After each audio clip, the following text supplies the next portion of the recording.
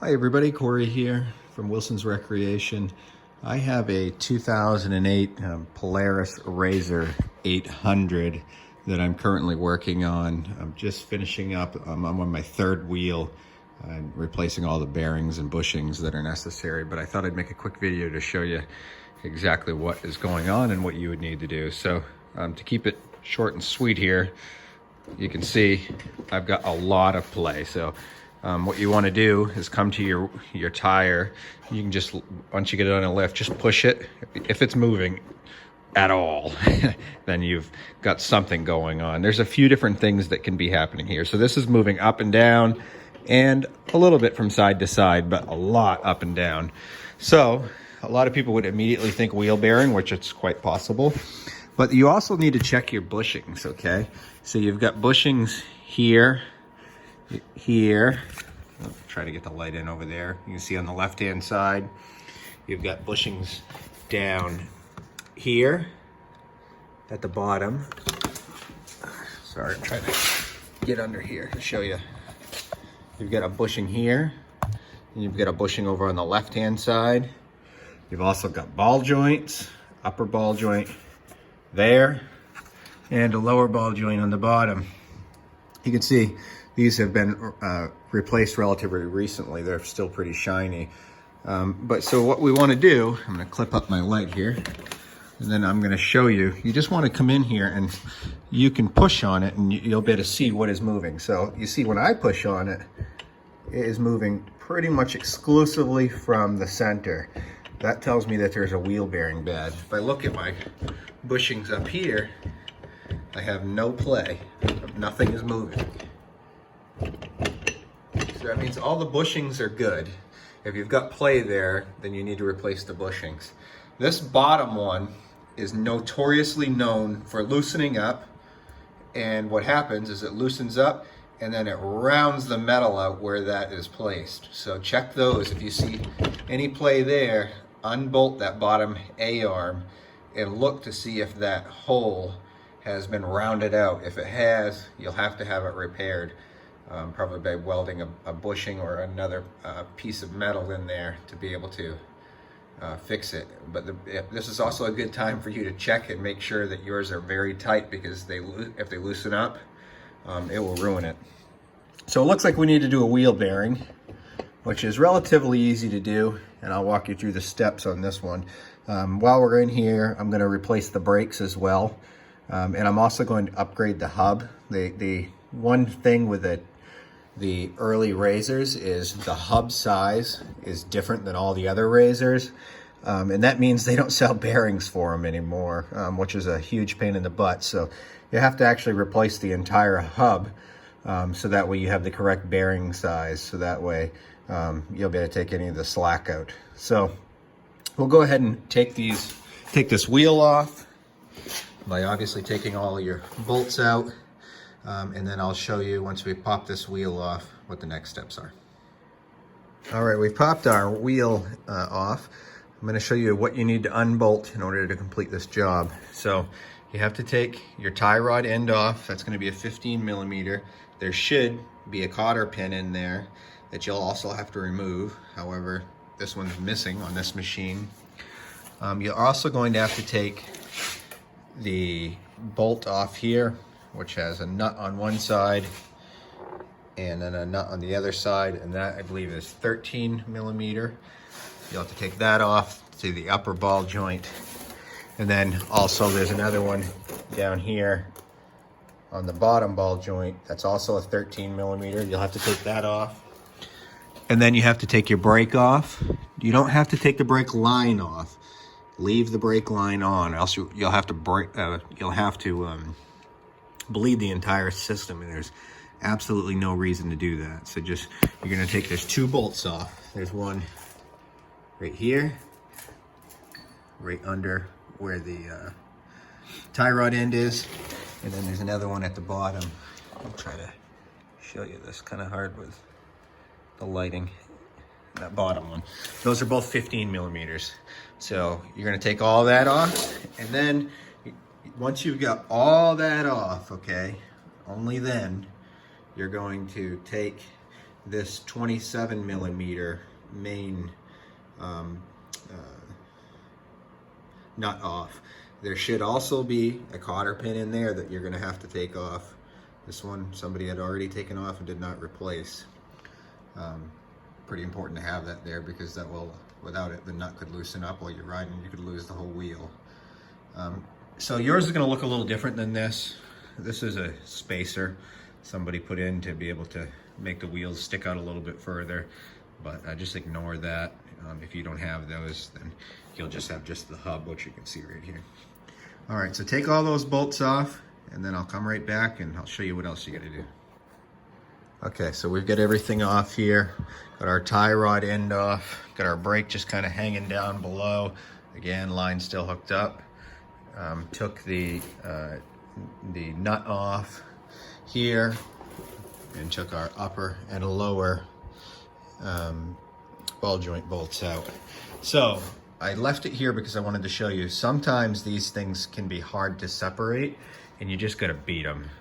Take a rubber mallet and you can hit this out. So this is gonna split into half, you're gonna see here in a second, with your hub coming off. But sometimes they can stick because they've sat for a while. And the reason why they stick is you can see that there's, let me grab the light so you can see it a little better. You can see that there's splines that the CV axle slides into on the hub, and they'll stick. I had lubed the heck out of this one beforehand, like yesterday, because I know they stick, and so sometimes they do. And you just take a rubber mallet and hit on the back side to get them apart. But in this case, it's going to slide right off because I've already had it apart. And you see they come right into two pieces. So again, you can take this and just whack it. Sometimes you'll see the hub is broken right here. And that's one cause for a lot of play. In this case, the hub is not bad, but I am going to replace this hub with a brand new one. Aftermarket hubs are cheap. And as I said before, they don't make the wheel bearings for these anymore because this hub, that stock, is actually a smaller diameter. So if you try to put a new wheel bearing on this size hub, it is going to have a ton of slop because they just are not the right size. So you have to upgrade the hub on the front only. The back is correct. So what we're going to do now is we're going to take a pickle fork or a tie rod separator, and we're going to just stick it in here and we're going to beat it out. Sometimes you have to use two, but this one came apart pretty easily, as you can see. And then I'll have to do the same thing on the bottom to be able to get them apart. Sometimes you got to take one kind of on top of the other and use a hammer and beat them so that way you can make up the space. But this one had been well lubed up and is coming apart fairly easily. One thing I want to show you real quick here is you see on your ball joint the little gap right there. That's where your bolt sits. So when we put this back together, you got to make sure that that little gap is lined up where your bolt goes through, or your bolt isn't going to go through, and that prevents it from, getting pulled out as your suspension is being used. But I just want to make sure that you realize that. So I'm going to take the bottom off of this, and then we're going to go over to the press, and we're going to actually change out this wheel bearing. I'll show you how to do it with a press. You can use a hammer too. Obviously a press is a lot easier if you have one. Okay, so we're over at the press.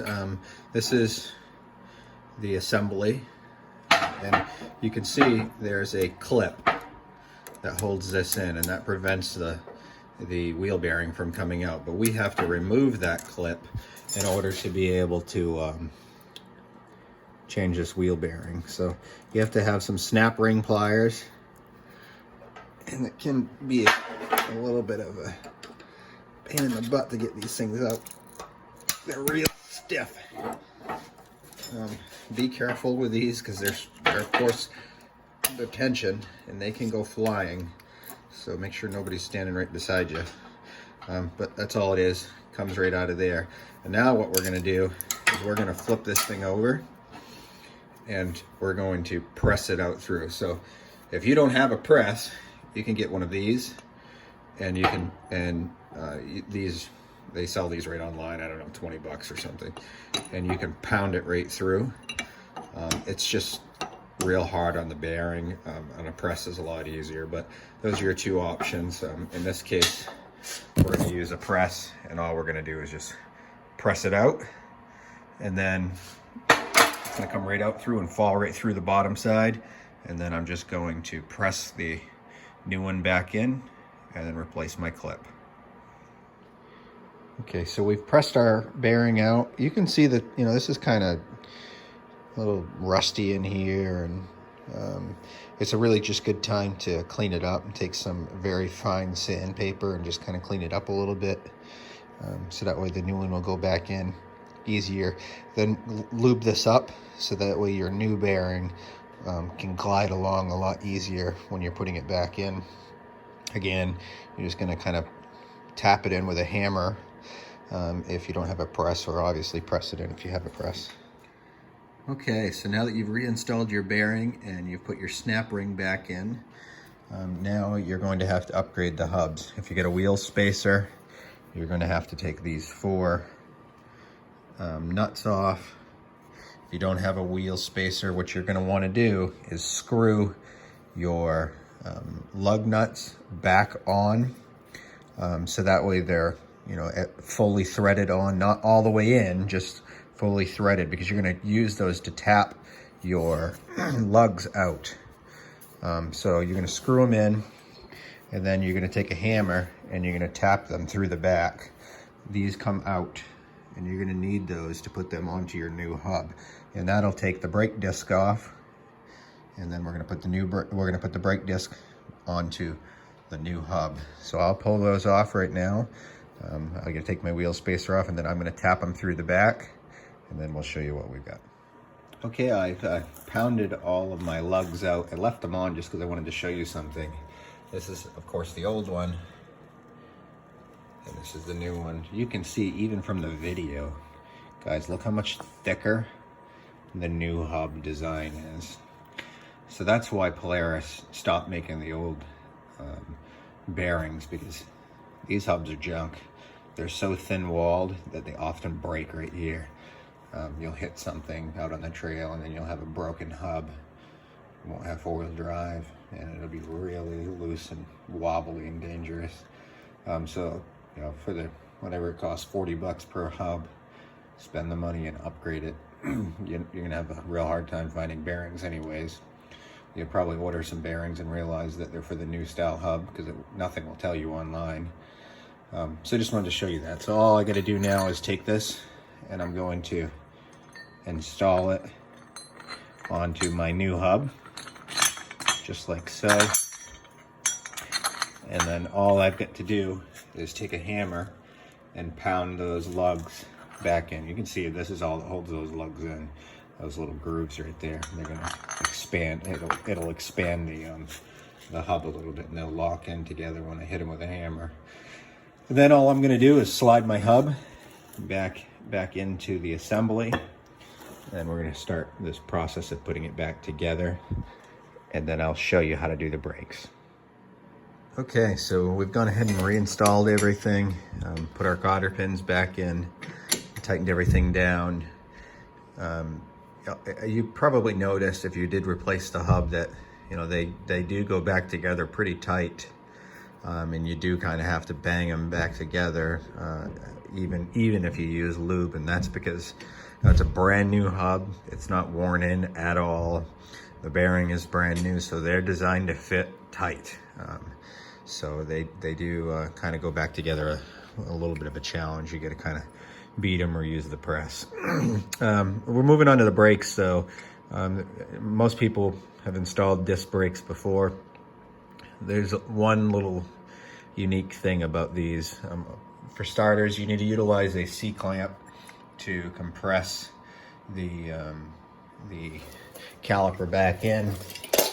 If you've never done disc brakes, you're just going to put the C-clamp on here like so, and you're going to turn it in until that caliper is pretty much fully collapsed, because that'll allow you to slip the brakes back off. Before you do that though, you need to come back here and loosen the cap Oh, sorry, it's on the other side. But in the back wheel on the driver's side, loosen the cap to the brake fluid reservoir. That'll allow you to compress this and it'll release the pressure into the reservoir. So that way you'll be able to compress it. The second thing that is like really unique about these is on the back side of the caliper right there, you're going to have an Allen wrench plug. So it's a plug that you need to unscrew. You have to unscrew that and take the plug out so that way you have enough room to fit the brake discs in here, because you can see it's kind of a funky design, but when you remove that, it allows this piston that I'm touching with my thumb to slide all the way in, so that way the brake pads themselves will come off. Then you just slide the brake pads off and slide them back on. Not exactly that difficult, but really weird that it has that plug. And if you don't know and you try to remove it, you're gonna get annoyed real quick. So, and then that's pretty much it. You just slide the brake pads on, and of course you bolt everything back on using your 15mm bolts onto your caliper, sliding it back on like so. And then reinstall your wheel spacer if you have them, or just go ahead and put your wheel back on, and then you should have zero play in anything. So you should be able to push your wheel both ways, up, down, left, right, and have no play whatsoever. And that is how you change a wheel bearing, hub, and your brakes, plus inspect the rest of your suspension system. Good time to lube everything up while you've got everything open, so take your time and do that, but otherwise you should be done your job. If you got any questions, drop it into the comments. I try to respond to everybody. If you did like this video, please do click subscribe. It definitely helps me as I continue to grow my channel and continue to make videos on how to repair ATVs. Thanks a lot, everybody. Bye-bye.